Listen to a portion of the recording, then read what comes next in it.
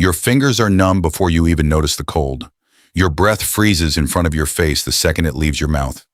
There is no shelter in sight, no fire, no fabric, just wind, ice, and the sinking feeling that the sun is about to go down. For most of human history, this wasn't a nightmare. This was Tuesday. Around 33,000 years ago, much of the planet locked into one of the harshest cold periods our species has ever faced. Glaciers swallowed entire continents. Temperatures in parts of Siberia and northern Europe dropped low enough to kill an unprepared person in hours, not days.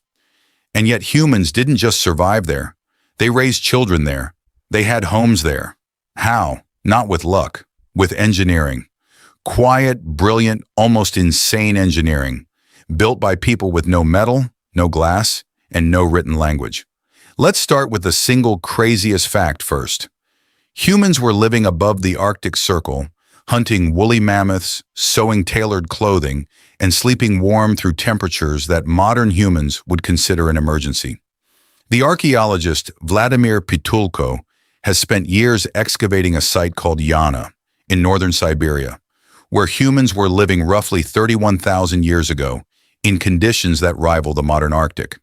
That means people weren't just tolerating the Ice Age. In some places, they were thriving in it. So what was the trick? The first one is the one nobody expects. Clothing didn't start as decoration. It started as the single most important survival technology in human history.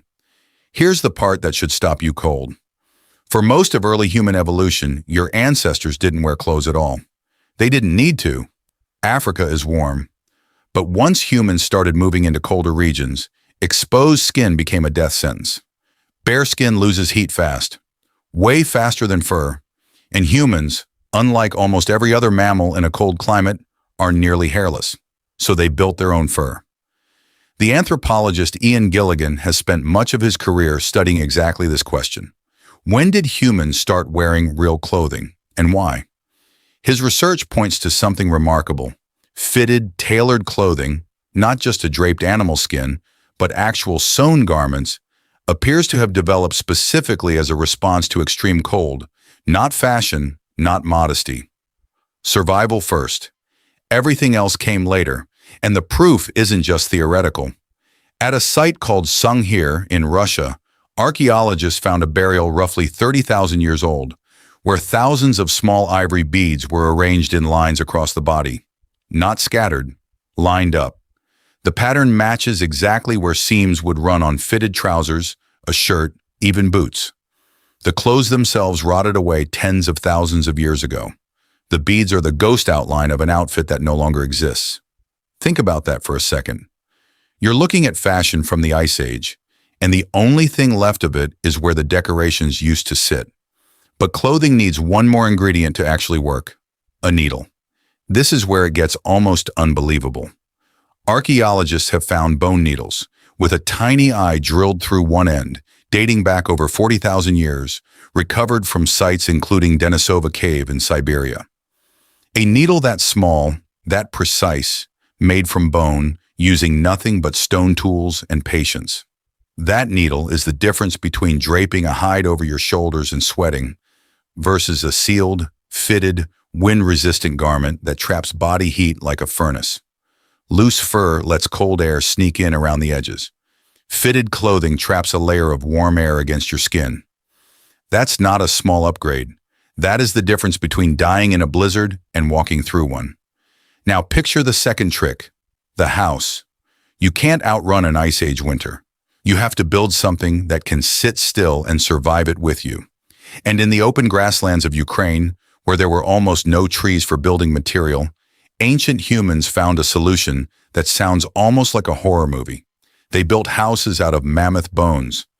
At a site called Mezhirich, archaeologists uncovered the remains of a dwelling built from the skulls, jaws, and tusks of mammoths, stacked and arranged into a circular wall, likely covered with hides for insulation. One structure used the bones of dozens of animals. This wasn't a one-time fluke. Several similar mammoth bone dwellings have been found across the region. Without wood, without stone walls, people engineered shelter out of the only large, sturdy material the landscape offered them: the skeletons of the animals they hunted.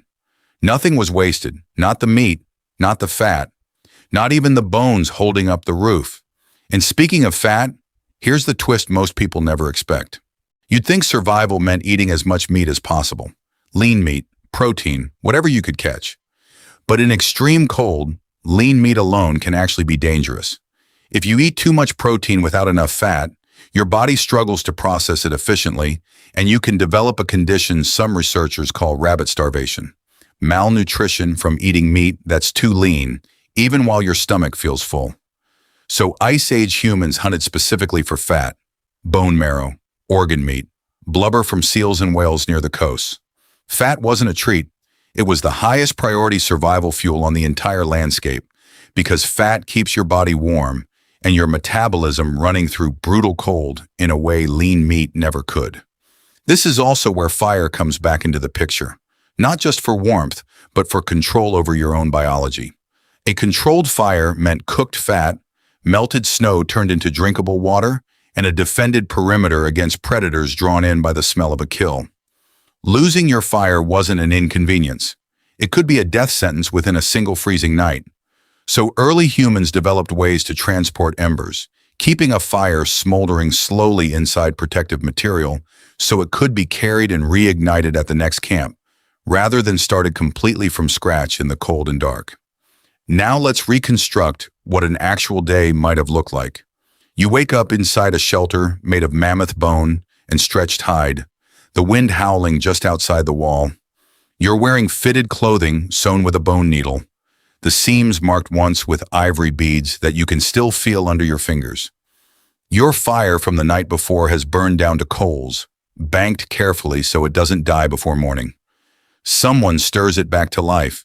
Outside, your group studies the wind, the cloud cover, the behavior of the animals nearby, all of it information about whether today is safe to hunt or a day to stay close to shelter.